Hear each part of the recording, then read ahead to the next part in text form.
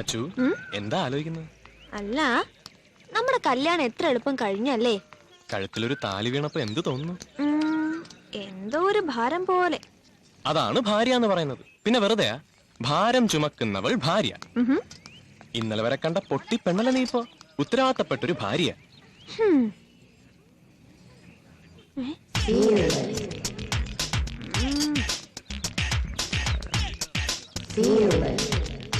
അയ്യേ, പരസ്യമായിട്ട് ഇങ്ങനെ കെട്ടിപ്പിടിച്ചോണ്ടൊക്കെ നാണാവില്ലേ? അല്ലെങ്കിൽ തന്നെ നാട്ടുകാരെ പേടിക്കണ്ടേ? അവര് നമ്മളെ പോലല്ല. നാട്ടുകാരും വീട്ടുകാരും അറിഞ്ഞ് നാട്ടു നടപ്പനുസരിച്ച് അഗ്നി സാക്ഷിയായിട്ട് താലി കെട്ടിയതാ. കാർമേഘം വന്ന് മൂടി, മാനം കറുത്തിരുണ്ടു, ഇടിയോടും മിന്നലോടും കൂടി മഴ പെയ്തൊഴിയുമോ, അതോ ഇങ്ങനെ മൂടിക്കെട്ടി നിൽക്കുവോ? ആ മഴ പെയ്തു തുടങ്ങി. അച്ചു, ആ കുഞ്ഞിനെ നോക്കിയേ, എന്ത് ഭംഗി. നമ്മുടെ കുഞ്ഞിന് ഇത്രയും ചന്തം കിട്ടുമോ? നമ്മുടെ മോൾ അച്ചുവിനെ പോലെ ഇരിക്കുന്ന എനിക്കിഷ്ടം. നിന്റെ കണ്ണ്, പുരികം. കുഞ്ഞിന്റെ കാര്യമൊക്കെ പിന്നെ പറയാം. ആനന്ദു, എനിക്ക് നല്ല വിശപ്പ്. രാവിലെ മുതലൊന്നും കഴിച്ചിട്ടില്ല. അത് കള്ളം. നമ്മൾ കല്യാണം കഴിച്ചില്ലേ? അവിടുന്ന് എനിക്ക് ഐസ്ക്രീം വാങ്ങി തരുമോ? അത്രേ ഉള്ളോ? എത്ര എണ്ണം വേണമെന്ന് പറഞ്ഞാ മതി. എന്തിനാ ആനന്ദ ഇത്ര എണ്ണം? നിനക്ക് ഏറ്റവും ഇഷ്ടമുള്ളതല്ലേ, ആവശ്യം പോലെ കഴിച്ചു. പിന്നെ നമ്മുടെ വേറെ ഡ്രസ്സില്ല, വല്ലതും വാങ്ങണ്ടേ? എന്താ വേണ്ടെന്ന് പറയൂ. ഒരു ഭർത്താവിന്റെ ആദ്യത്തെ അവസര, അത് ഞാൻ പാഴാക്കില്ല. Sari, blouse, midi, frock, jeans top, പാവാട, ദാവണി, ചുരിദാർ, റോസ് കളർ. എന്തിനാ ഇത്ര എണ്ണം? നിനക്കിഷ്ടപ്പെട്ട വസ്ത്രം, ഇഷ്ടപ്പെട്ട നിറം, അതൊത്തിരി ആയിക്കോട്ടെ. അയ്യോ,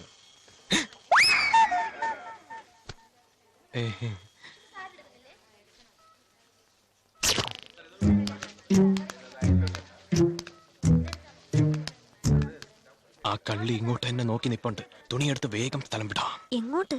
ലിഫ്റ്റ് പ്രകാരം അടുത്ത് ഒന്നിച്ചൊരു സിനിമ കാണാൻ, അതും നിന്റെ ഇഷ്ട താരത്തിന്റെ തന്നെ ആയിക്കോട്ടെ.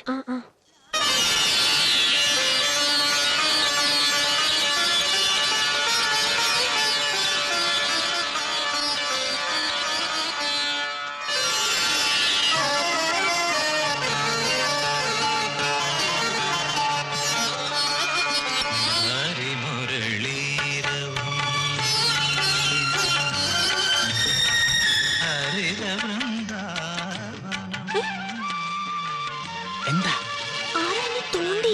ഞാനാ. അയ്യേ, എന്തിനാ? പണ്ട് മുതലേ സിനിമ കണ്ടോണ്ടിരിക്കുമ്പോ തോന്നിയിട്ടുള്ളതാ, ഏതെങ്കിലും ഒരു പെൺകുട്ടിയെ തോന്നണം. ഇതിപ്പോ സ്വന്തം ഭാര്യ ആയിപ്പോയി. ക്ഷമിച്ചു കള. അങ്ങനത്തെ ആശയൊന്നും വേണ്ടാട്ടോ. ആ കൈ ഞാൻ വിട്ടു. ഒരാശ കൂടി ബാക്കിയുണ്ട് മോളെ, പ്രകടിപ്പിച്ചോട്ടെ. എന്താ അത്? എല്ലാരും സിനിമ കണ്ട് ആസ്വദിച്ചിരിക്കുമ്പോ ആരും കാണാതെ പെട്ടെന്നൊരു ഉമ്മ. ഹലോ, എന്തിനാ മിസ്റ്റർ ആ കുട്ടി ഇങ്ങനെ ഉപദ്രവിക്കുന്നത്? സത്യമായിട്ട് ഉപദ്രവിച്ചല്ല സാർ, സ്നേഹിച്ചതാണ്. തിയേറ്ററിൽ സിനിമ കാണാൻ വരുന്ന കുട്ടികളെ അല്ല സ്നേഹിക്കേണ്ടത്, സ്വന്തമായിട്ടൊരു ഭാര്യയെ സംഘടിക്ക്, എന്നിട്ട് സ്നേഹിക്ക്. സത്യമായിട്ടത് ഞാൻ കല്യാണം കഴിച്ച എന്റെ സ്വന്തം ഭാര്യയാണ് സാർ. ആന്നോ?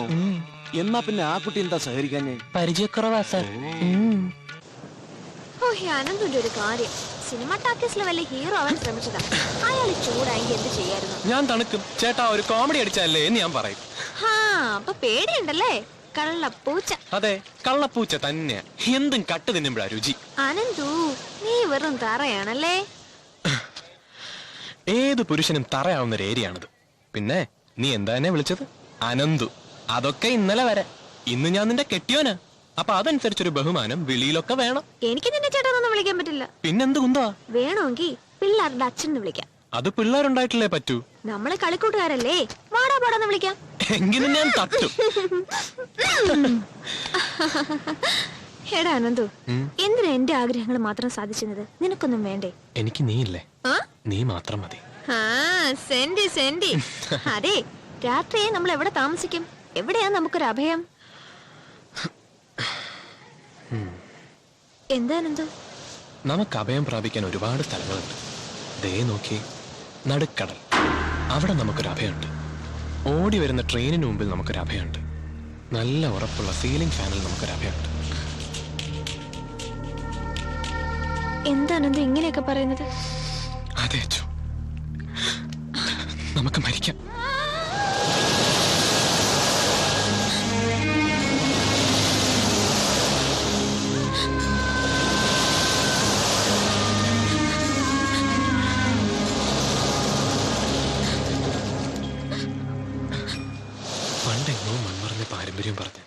തമ്മിൽ തല്ലാനും കൊല്ലാനും നടക്കുന്ന നമ്മുടെ കുടുംബക്കാർക്ക് മുന്നിൽ മരണം കൊണ്ട് മാത്രമേ നമുക്കൊന്നിക്കാൻ പറ്റൂ. എന്നോടൊപ്പം ജീവിക്കാൻ ഇറങ്ങിത്തിരിച്ച എൻ്റെ പാവ അച്ചു എന്നോടൊപ്പം മരിക്കാനും തയ്യാറാവില്ലേ? കുട്ടിക്കാലത്ത് എൻ്റെ മനസ്സിൽ പതിഞ്ഞതാണ് ഈ മുഖവും ഈ ശബ്ദവുമെല്ലാം. അനന്തമില്ലാത്ത ഈ ലോകത്ത് ഈ അച്ചുമില്ല. നമ്മൾ ഒന്നിച്ചു തന്നെ പോകും എവിടെയും. ഇനി അടുത്തത് മുത്തശ്ശിക്ക്. എഴുതിക്കോ.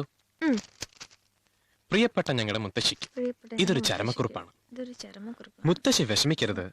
ഞങ്ങൾ രണ്ടുപേരും മറ്റൊരു ലോകത്തേക്ക് പോകാൻ തീരുമാനിച്ചു. പിന്നെ ഒരു സന്തോഷം അറിയിക്കാനുണ്ട്. പ്രകൃതിയെ സാക്ഷി നിർത്തി ദൈവത്തിന്റെ നടയിൽ വെച്ച് ഞങ്ങൾ കല്യാണം കഴിച്ചു.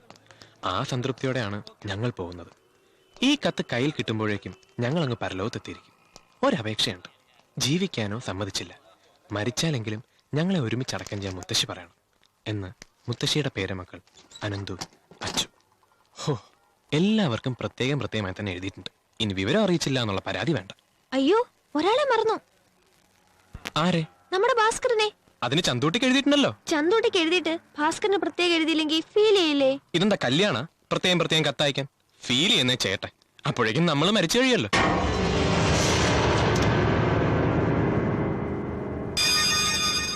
വിഷവും കലക്കി വെച്ചോണ്ടിരിക്കാൻ തുടങ്ങിയിട്ട് കുറെ നേരം ആയല്ലോ. കഴിക്കണ്ടേ? ഈ അനന്തു എന്താ എന്നെ ആദ്യമായിട്ട് കാണുന്ന? ഓഹോ, ഇതിനെന്തോ കുഴപ്പം തന്നെ. അശ്വതി എന്ന പേരിനേക്കാൾ നിനക്ക് ചേരുന്നൊരു പേരുണ്ട്. ഞാൻ വിളിക്കട്ടെ? കടത്തനാടൻ കന്നി. ജീവിക്കാൻ പറ്റുമായിരുന്നെങ്കിൽ ഈ തമാശക്ക് കേൾക്കാൻ രസമുണ്ടായിരുന്നു. ഇത് മരിക്കാൻ നേരത്താ. വേണ്ട അനന്തു. മരിക്കുന്നതിന് മുമ്പ് നമുക്കൊന്ന് ജീവിച്ചാലോ? അതിനിപ്പോ നമ്മള് ജീവിച്ചിരിക്കല്ലേ. അതല്ല, നിനക്കറിയില്ലേ, ഇന്ന് നമ്മുടെ ആദ്യ രാത്രിയാ. വിവാഹിതരുടെ ജീവിതത്തിലെ ഒരേ ഒരു ധന്യ മുഹൂർത്തം. ഓഹോ, സ്വപ്ന മുഹൂർത്തം. അത് കഴിഞ്ഞോ? പിന്നങ്ങോട്ട് ലഹളയല്ലേ? അയ്യോ, പവർ കട്ട്. പവർ കട്ടല്ല, ഞാൻ കെടുത്തിയതാ നിന്നെ ഒന്ന് ഇരുട്ടത്ത് കാണാൻ. നിനക്ക് വട്ടാണോ അനന്തു? അതെ, ജീവിതം ജീവിച്ചു തുടങ്ങുമ്പോ എല്ലാ ആണുങ്ങൾക്കും ഈ വട്ട് വരും. അച്ചു, ബഹളം വെക്കരുത്. നിന്നെ ഞാനൊന്ന് കെട്ടിപ്പിടിക്കുന്നേ. അനന്തു, മരിക്കുന്നതിന് മുമ്പുള്ള എന്റെ ആശ അല്ല, നമ്മുടെ ആശ.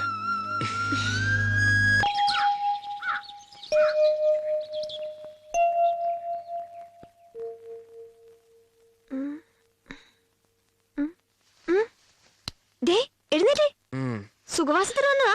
നമുക്ക് മരിക്കണ്ടേ? മരിക്കണോ? ഇതെന്താ ഉറക്കിപ്പിച്ച് പറയാ?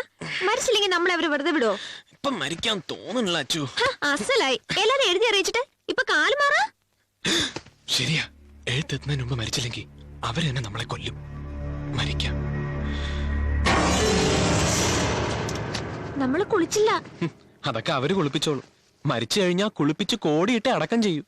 എത്ര വിരോധം ഉണ്ടെങ്കിലും അതിലൊന്നും ഒരു കുറവും വരത്തില്ല. അതാ മനുഷ്യഗുണം. മരിച്ചു കഴിഞ്ഞേ സ്നേഹിക്കൂ.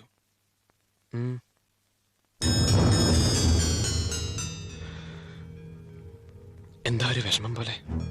അപ്പൊ നമ്മള് മരിക്കല്ലേ? അതെ. ഇത് കുടിച്ചാ എത്ര നേരം കഴിയുമ്പോ നമ്മുടെ ജീവൻ പോവും? ഏകദേശം 1/2 മണിക്കൂർ. എന്താ മടി തോന്നുന്നുണ്ടോ? എങ്കി എന്റെ അമ്മയും നിന്റെ അച്ഛനെ ഒന്ന് ഓർത്താ മതി.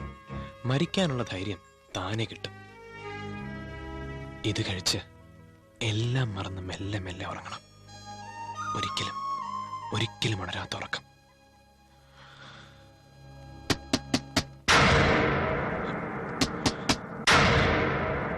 ജീവന്റെ ജീവനായി സ്നേഹിച്ച് കല്യാണം കഴിച്ചിട്ടും എന്തിനാണവർ മരിക്കാൻ തീരുമാനിച്ചത്?